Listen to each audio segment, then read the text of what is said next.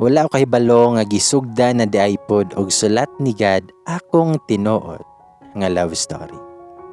There's a saying nga the right man comes at the right time. One time padulong na kog uli nga gikan og work nga daghan kog dala nga mga folders nga naisulod nga daghang papers nga gipa-xerox nako. Pag-abot nako sa parking area, gibutang sa nako ang mga folders sa nakapark nga motor kay magkuha kog eco bag sa akong U-Box para isulod ang mga folders. Ug sa dihang ni kusog man kaayo ng hangin, nga murag giinkanto ko. Niabre ang folder og nang lupad ang mga papel sa sulod. Nakasinggit ko kay nabasa gyud ang ubang papel kay nag-ulan tugikan. Dayon, dihay ni honong pod nga motor og gitabangan ko og punit sa mga papel nga nahulog. Naka-helmet siya mong wala ko kaayo makakita siyang no. Nagpasalamat ko niya. Niingon po ng laki nga, "You're welcome, ma'am. Saya nga sa mga papel okay nabasa ang uban." Tubag pod ko nga, "Halagi, mag-xerox na pod og balik. Pero thank you kayo, sir." Then ibalik ang guys yung motor nga dream na akong motor pero di pa ko ka-afford. Iyang gipark og tarong, dayon gikuha niya iyang helmet. Dayon nitanaw siya og balik na ako. Dayon smile og nitando. Wa ko sa kaugalingon nga ni wave niya pero wala niya mapansin kay nitalikod na siya. Gikat na ko akong smile kay mura kog amaw. Anyways, retired principal akong papa. So dili na ko matingala og naimuan na nga estudyante kay mo bisita niya.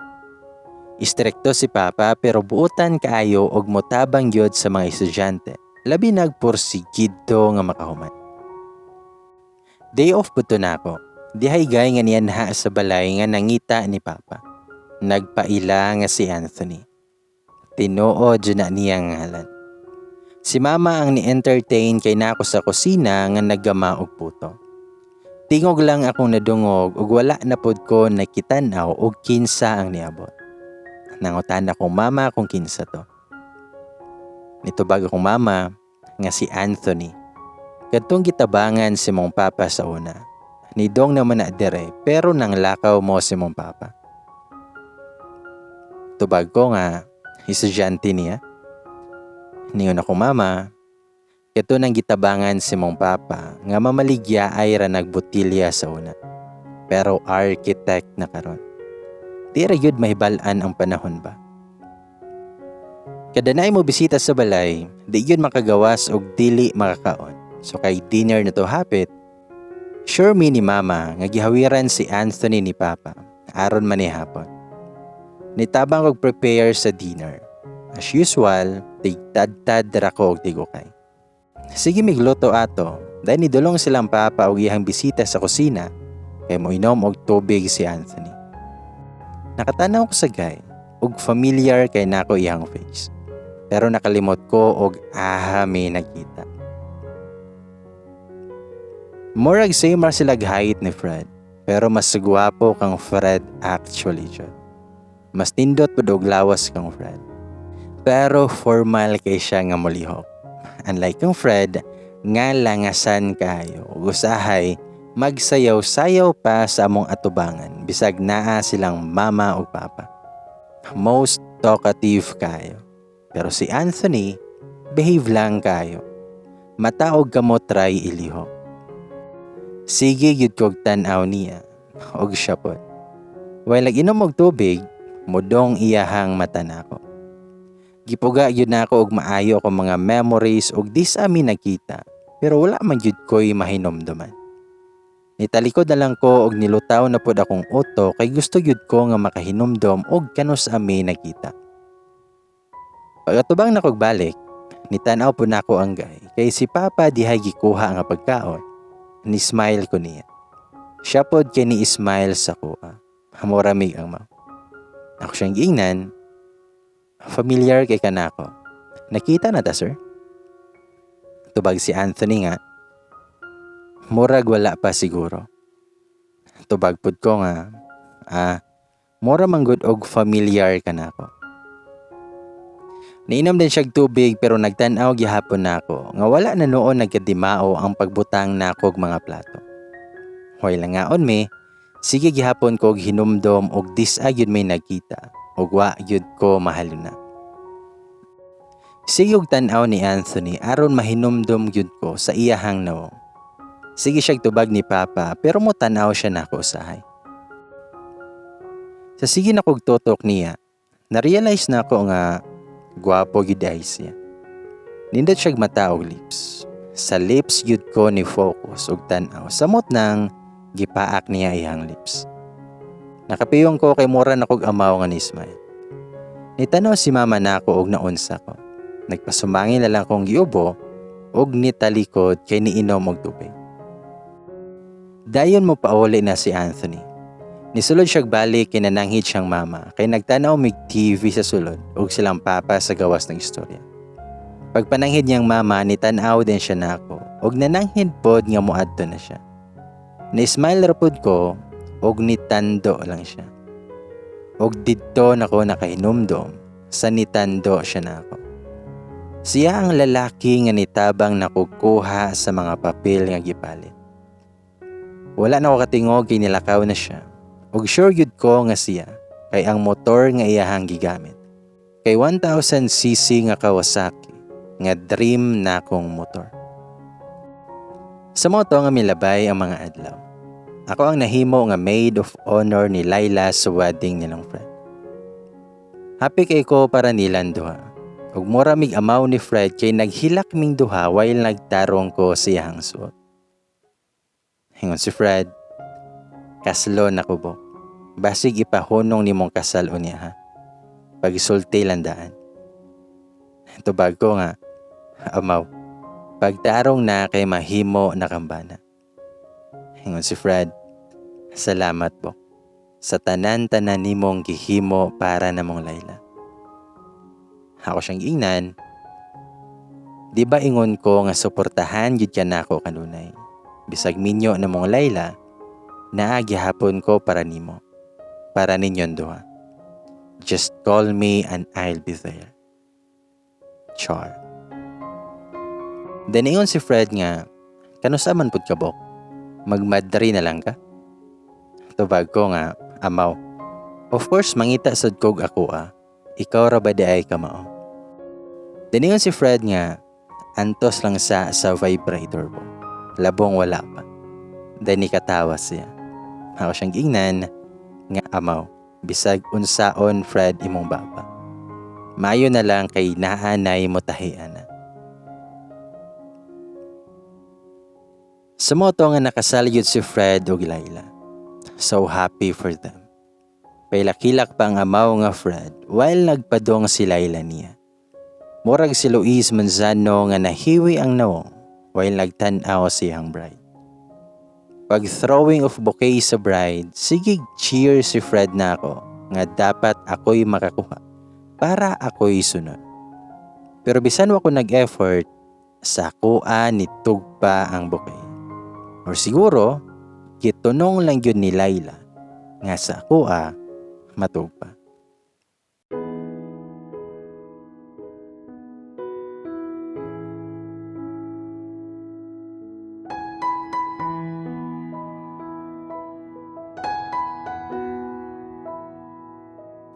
Sa moto nga ika-25 na nga birthday nako.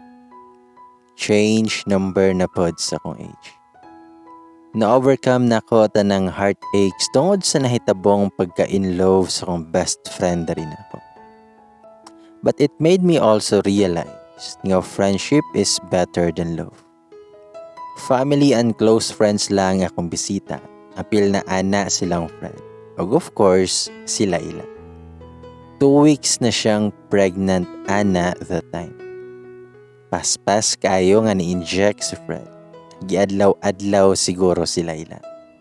Bitaw. But I didn't expect nga napod ay ko'y laing bisita or bisita ni Papa actually. Si Anthony. Si Papa ang nag-invite niya. Pero kay syempre ako amang birthday, ako apod siya nga gi-entertain. Ningon si Anthony nga maulaw lagi unta siya, pero nakasaad na siyang papa. Ako siyang giingnan, nga sus, ayaw kaulaw kay mga baga pudog nawong ang mga tao dere. Dani katawa ko. Dani ingon si Anthony nga, happy birthday day ma'am. Tubag pud ko, nga thank you. Ayaw na lang pag ma'am oy, di man ko maestra. Ella na lang. Sa mo nga pag-abot ni Anthony, mao pa yun ang paghuman og kaon sa mga bisita. Kay dinner man to, ug mura gikan pa to siyag trabaho, nga nihapit lang. Gipadong na ko siya kusina ug dihapod si Papa nga nag-entertain. When nag-prepare ko sa foods ni Anthony, nilili si Fred gikan sa may sala. Sipat kay na akong amaw ug wala ka agwanta ug giduol gyud ko pagkuha na ako sa dessert. Hingon si Fred, "Bok, mo na imo ha?" Nitubag ko nga, "Oh, ano man? Architect man na." Siyempre gihinay ra nako kay makadungog pa lang si Anthony. Hingon si Fred, "Architect ay imong type ha. Kusog mo himog balay-balay." Tubag ko nga, "Amaw, ayaw ra gud ko disturbo ka." Hingon si Fred, "Sayang. Sayang kayong vibrator nga akong regalo. Dili na day nimo magamit po." Gibira yun akong buhok ni Fred bisag nagtanaw pa si Anthony namo. Kay tinuod, vibrator gihapon ang gift ni Fred na ko ana. Gitawag na ko si Layla kay pahipos si Fred sa kong tubangan kay amaw kayong dako. Kay diha po daw mga paryente, wala ra nagdugay si Papa ni Anthony kay nagkaon pa man pud siya. So wala ko'y nahimo kundi i-entertain akong bisita aron dili siya OP kay si Papa ra gyud iyang kaila ug si Mama kay busy po. Ako siyang giingnan nga kaon pa sir. Tubag siya nga okay ra. Sakto na ni. Tubag ko niya nga diet. Ayaw na pag-diet ay. Mayo gani kay wala na slide akong dila og naingon nga lami naman kag lawas. Kaulaw na lang siya unta. Ako po siyang giingnan nga nakahinomdom na ko di ay og disata nakita. Pero basig nakalimot na ka. Kadtong time nga nang lupad akong papel nga dala ug nitabang kag punit. Sa parking area to siya. Tabag si Anthony, "Ikaw dayto?" Tubag ko nga, "Oh, bantog rag familiar ka. Ug imong motor pod ba kay wa jud ko kalimot." Tubag si Anthony nga, "Familiar pod bitaw ka nako." Tubag ko niya, "Estudyante rin kang papasaw na." Tubag siya nga, "Oo, daghan gyung natabang imong papa nako. Mong gibisita nako siya daan before ko mo padulong og Singapore." Gasige og explain si Anthony nako about sa mga offer niya sa Singapore. Sige pod ko katan-aw siyang lips. Ambot nga nung ni akong mata kay moambog man gyud siyang lips. Nakabantay siguro siya sa akong mata ug nigunit siya siyang baba kay basig na luto nga nahibilin. Nitanaw na lang ko sa mga pagkaon kay naulaw ko sa akong mata. Pag kumanugaw ni Anthony, nag-ilog pa mi sa plato kay siya daw mohugas. Pero ako gyud ang nangisog kay bisita siya. Iyang gihinluan na lang ang lamisa. Pagkita ni Papa nga nahuman nagkaon si Anthony, gipadong siya ni Papa silang tapok pero nananghid pa siya nako. Hingon siya nga, "Aris ako nila ha." Tabagpod ko nga, "Okay sir, sige." Nganong mananghid pa man ko eh. Sa mga nga paghuman ako sa kusina, nidong din ko nilang Layla og nalingaw yun mag-istorya. Wala nang kabantay nga padong na day muli si Anthony. Sa gawas man to sila pero nakakita kong Anthony kay nagpatungod yun sa abri nga pultahan. So kita kay nako siya. Nga nagdala na siyang helmet, unya nitanaw din siya sa sulod. Diretsyo na ako. Nakatindog ko dayon bisag sige pa og tabi si Layla. Gibiyaan ako kay nigawas ko. Nangutan ako ni Anthony kung muuli na ba siya. Tubag po siya nga, "Mo'y nahinay na ko. Salamat kayo sa panihapon. Wala ra ba yun ko'y regalo." Tubag ko nga, di na uso ng regalo ron eh.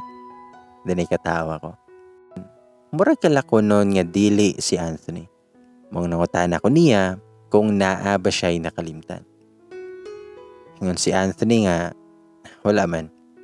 Kanang, pwede mangayo si mong number.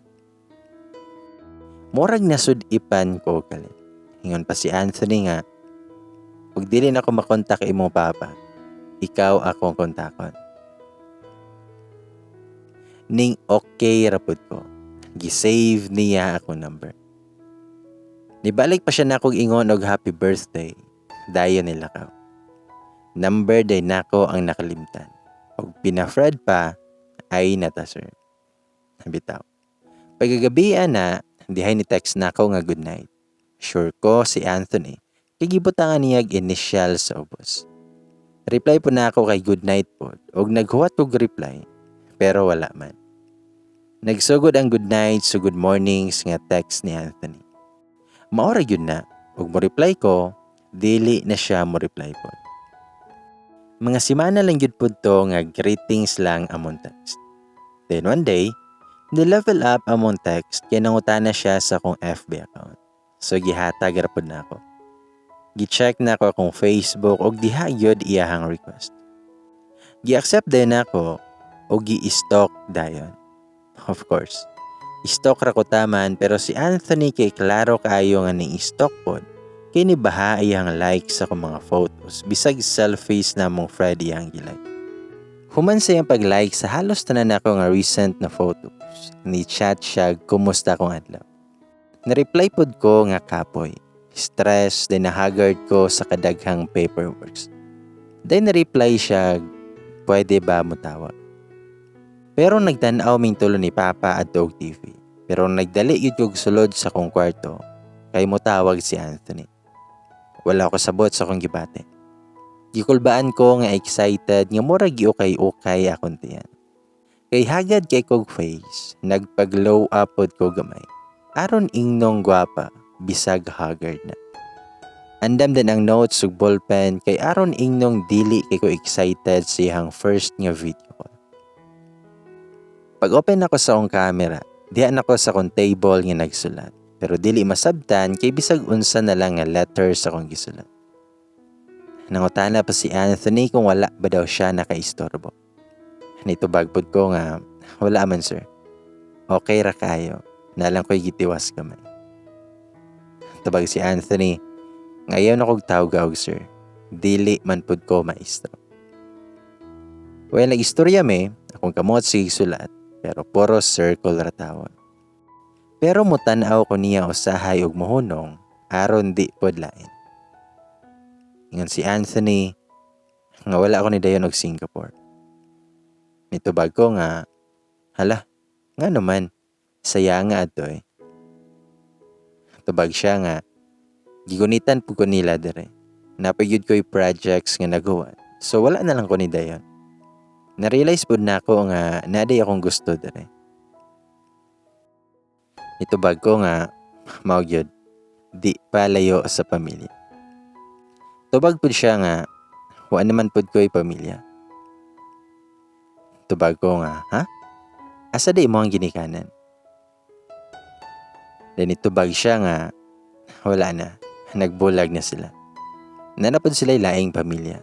Si Lolo ra ang nagpadako nako, ug dako gyud nga tabang ang gihatag si mong papa namong duha. Bisag feeling nako di ko ma-qualified sa scholarship sa DOST. Nangita gyud siya paagi aron makasulod ko ug makapasar. Mo na karon nga nakahuman ko. Dinungutan ako niya kung kumusta na iyang lolo. Yung si Anthony nga namatay na daw last year.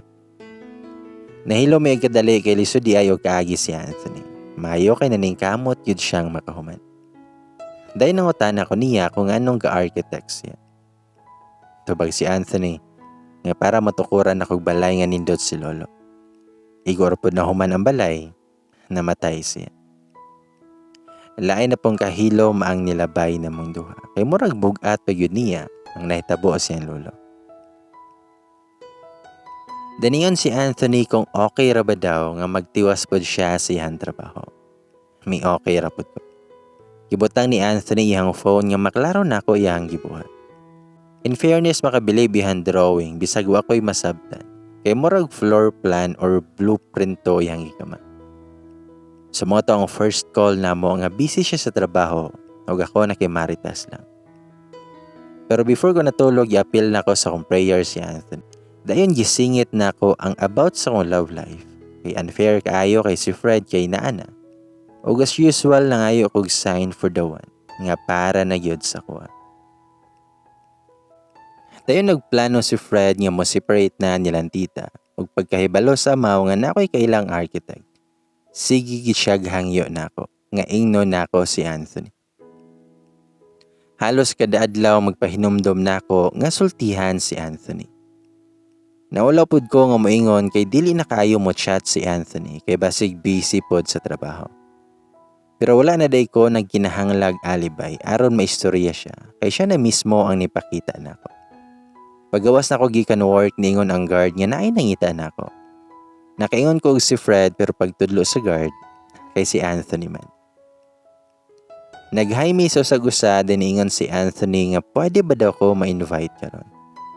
Nangutan ako asa. Ingon si Anthony nga birthday daw niya.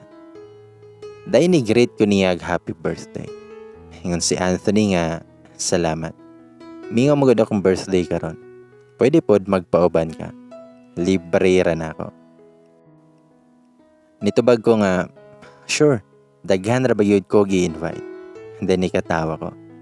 Nitubag pod siya nga, okay ra, mas maayo noon. Actually, si Fred ra gyud akong na-invite. Wala pod ko ban si Layla kay naglain ng pamati sa buntis, so si Fred akong nabira. Nisugot din ng amaw kay ma-meet niya ang ma-design siyang dream house. Gipapalit pa na ko siya cake nga surprise na mong Anthony. Binutangan pa og kandila ni Fred. Apil na noon mga customer sa restaurant, gikantahan si Anthony og happy birthday.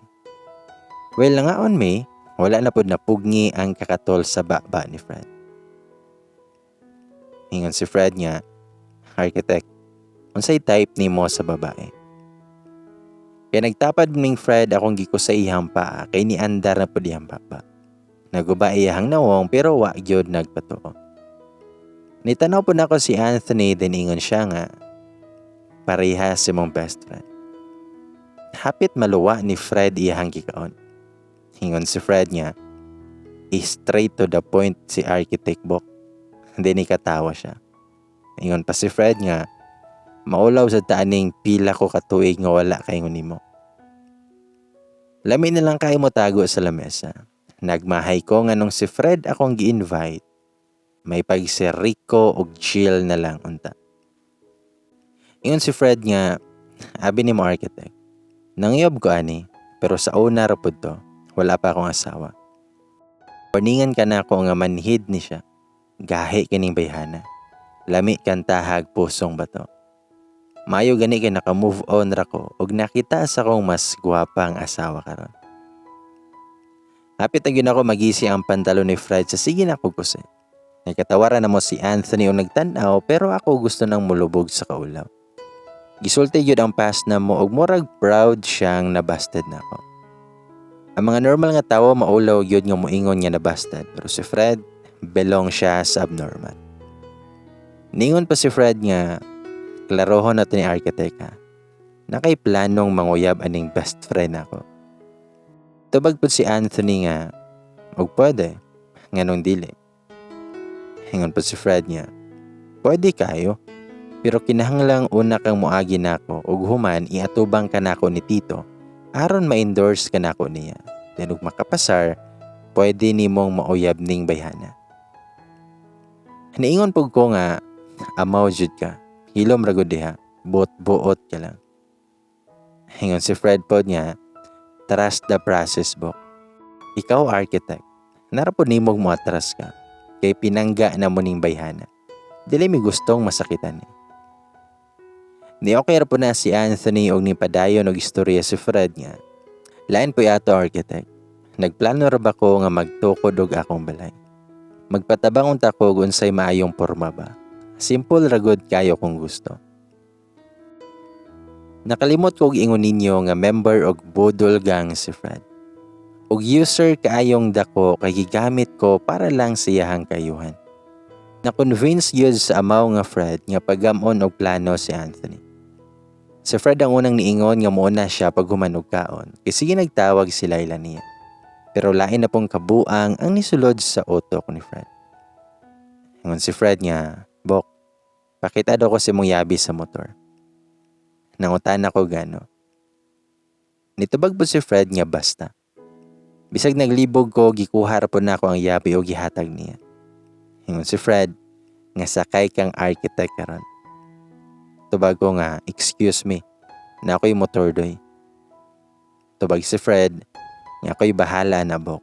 Ipakuhar to na ako sa kumanghod. Angkas kang architect. Architect, ikaw na'y bahala og labay aning bayhana silahang balay. Tubag pod ko nga, "Hoy Fred, naamaw na gyud kang dakuha ka. Akong yabi ba? O ako'y sakyan ugma." Nitubag pod si Fred nga, "Kuhaon daw kang architect ugma bok." Pagtindog ni Fred, hapit na gyud ako mahubo iyang pantalon kay sige na kog bira kay ako ang yabi.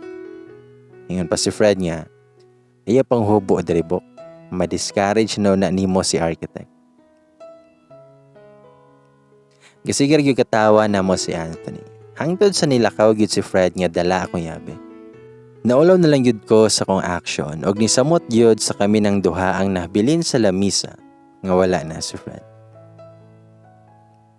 Ingon si Anthony nga best friend gyud ay mo no. Nikatawa na lang ko og niingon nga pasensya na gyud adto. Ingon siya nga okay ra. Nanguyab day pod to nimo.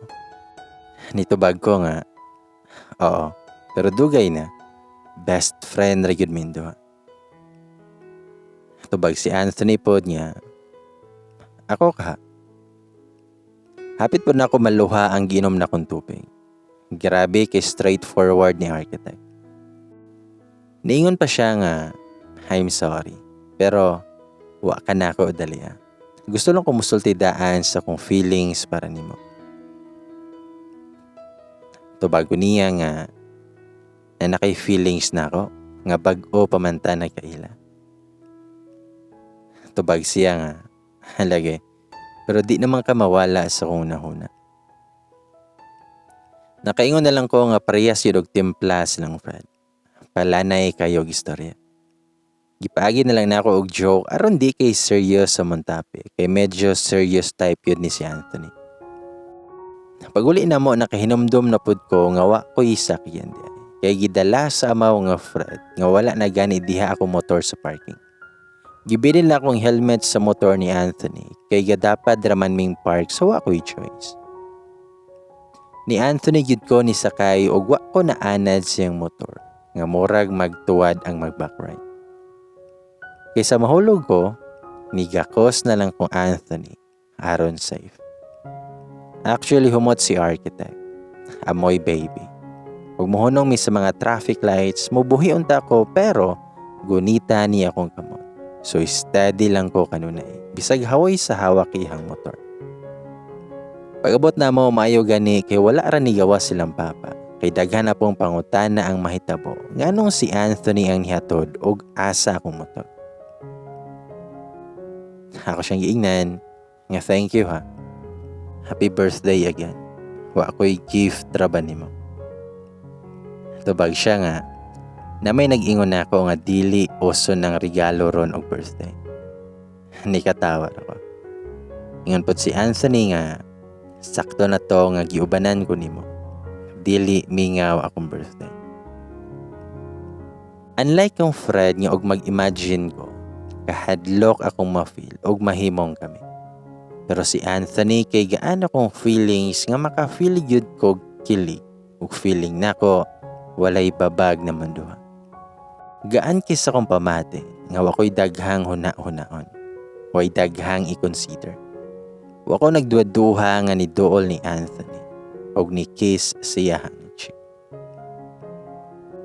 Tiningon siya nga pwede ta musuroy kadali.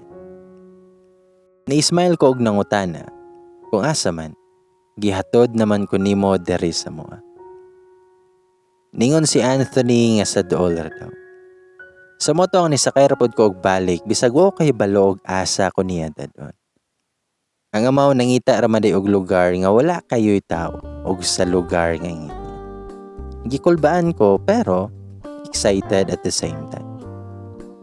Di na og minduha pero gipalingkod ko niyag balik siyang motor o gipatubang niya. Murag ma-suffocate ko sa kaduol ni Anthony nako. Pero okay lang. Kay humot man kayo siya. Hingon si Anthony nga, kita na. Tubag ko nga, huy, amaw ay, wa pagani ka ng uyog. Ingon siya nga, dili na nako kinahanglang magama og plano diyan. Ug unsaon nako pagpanguyab si mong best friend og papa. Kay ni kiss naman ka nako. Ni shortcut naman ka. Tubag ko nga, sa aping ramang gusto. Ingon si Anthony nga, masa day meaning ana? Ana ako nga beso-beso lang to para good night. Ingon si Anthony nga, mo good night man pud ko nimo.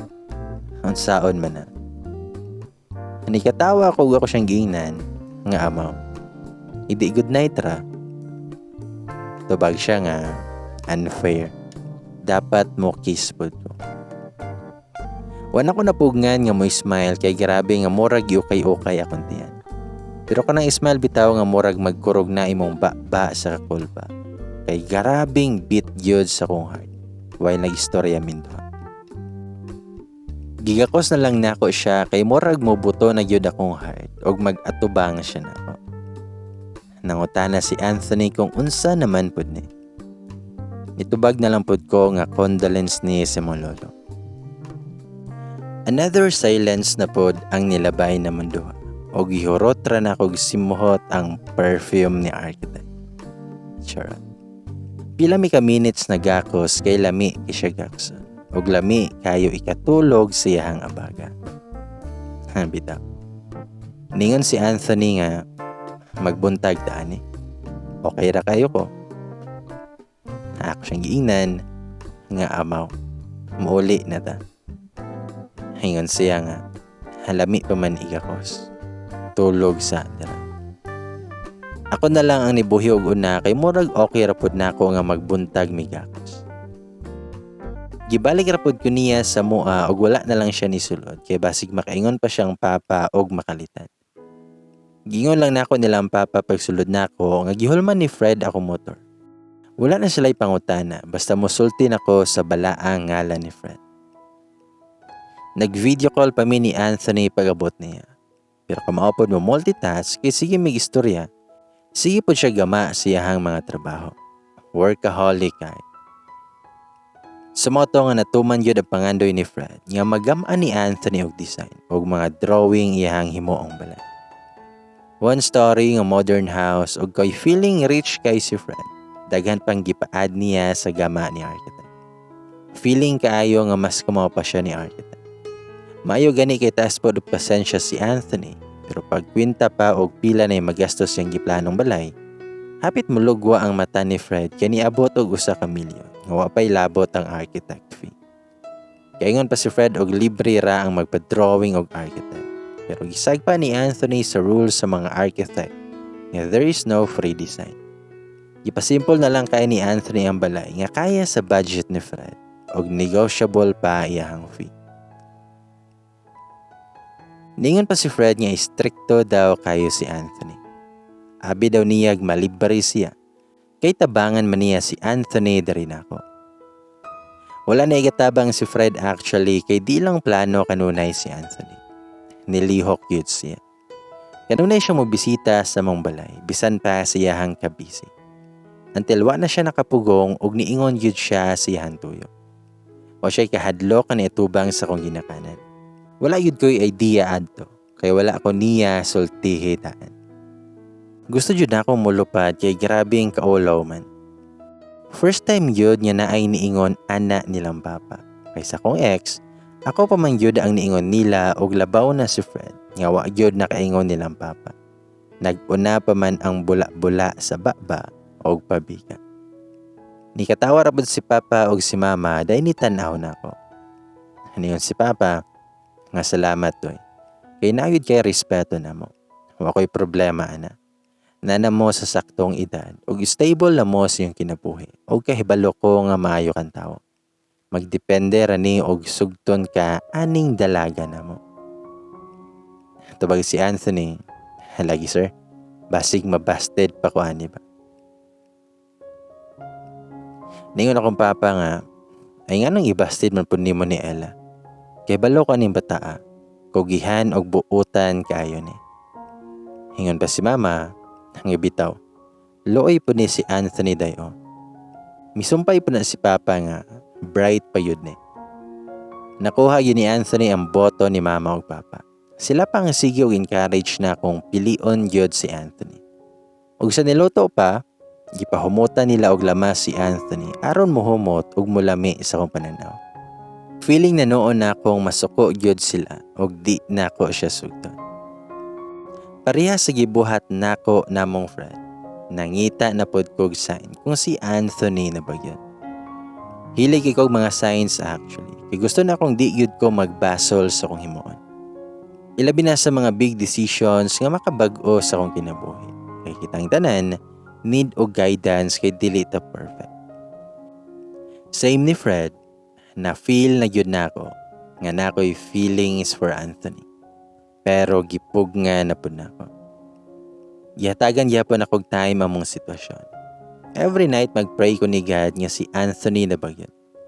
Siya na ba ang the chosen one? O kung siya na, mangayo ko sign. Og naminaw gyud si God sa akong prayers, pero in a different way. Dito kaadto nga time ilang ka Fred kay nag-bake ming tita, tindihay ni tawag na ako. Number ni Anthony, pero babae ang nitubag. Ningon ang babae na, ikaw ang wife ni Sir Anthony, ma'am. Nitubag ko nga, kanusa mo ko nahimong wife? Nitubag ang babae, ay, nakabutang manggod dari nga wife. Naa sa hospital ning tag-iya ni ma'am. Nadisgrasya. Palihog lang kog pahibalo sa hingtundan. Nangurog yun akong tuhod pagkadungog nako sa nurse nga nadisgrasya si Anthony. Maupod ang paabot nilang Fred og Laila. Pasakay din ko nila kay Modomig Hospital og sige na ko gihila kay nabalakan akog maayo ni Anthony. Grabe yun akong kulba nga gibati nga feeling nako ako ang padong mamatay. Nga sige na ko kasab-an ni Fred kay di na ko moondang og hila. Nakinumdum ko nga sige og pangayo og sign. Maong nahadlok na ko nga nihatag na pud og sign si God. Og sakit gihapon nga parehas ni Fred.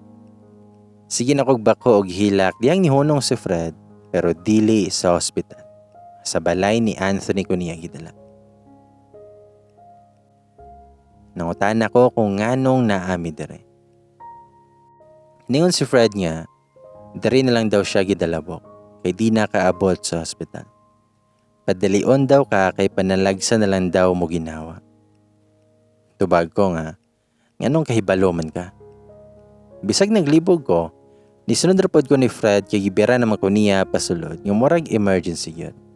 Naghilak gihapon ko.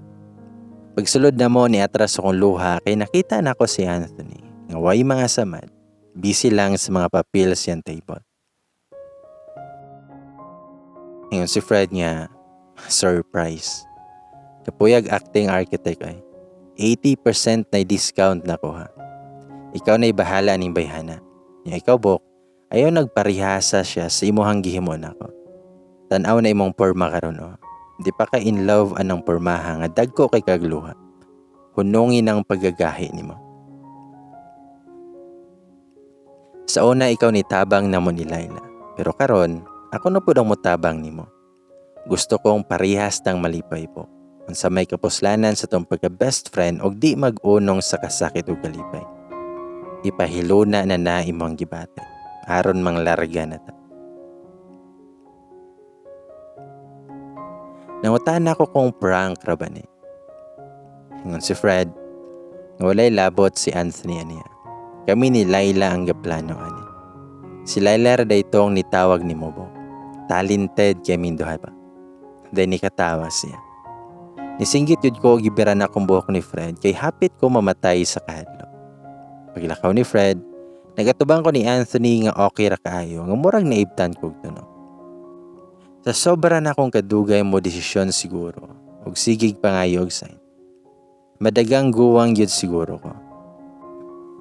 Sumoto nga wala na ko nagdoduha og nihisaba ko ni Anthony og nigakos niya. Endgame na.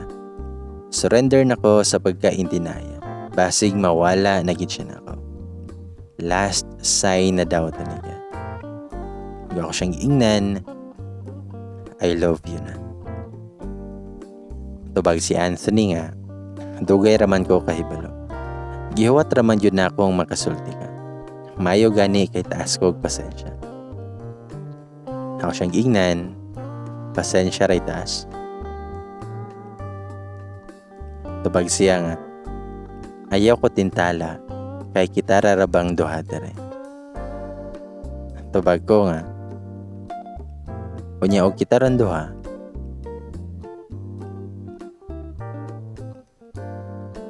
Nitubag siya nga. Daghan kong deadline ng giapas. Ako siyang giingnan. Deadline o ako. Nagkatawanon ko sa kong gisulti kay nakaremember ko sa vibrator ni Fred. Ngon si Anthony, nga pwede man dunganon ako. Ikaw una, dayon ang mga deadlines. Dayon ni kiss si Anthony sa kong lips. Deeper and deeper and deeper. Nanindog akong balahipo og nipiko ang mga tudlo nako sa tiyan.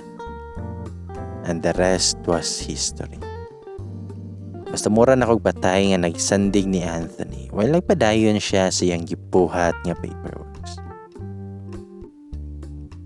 Kamo na'y bahalag imagine og giunsa kong Anthony.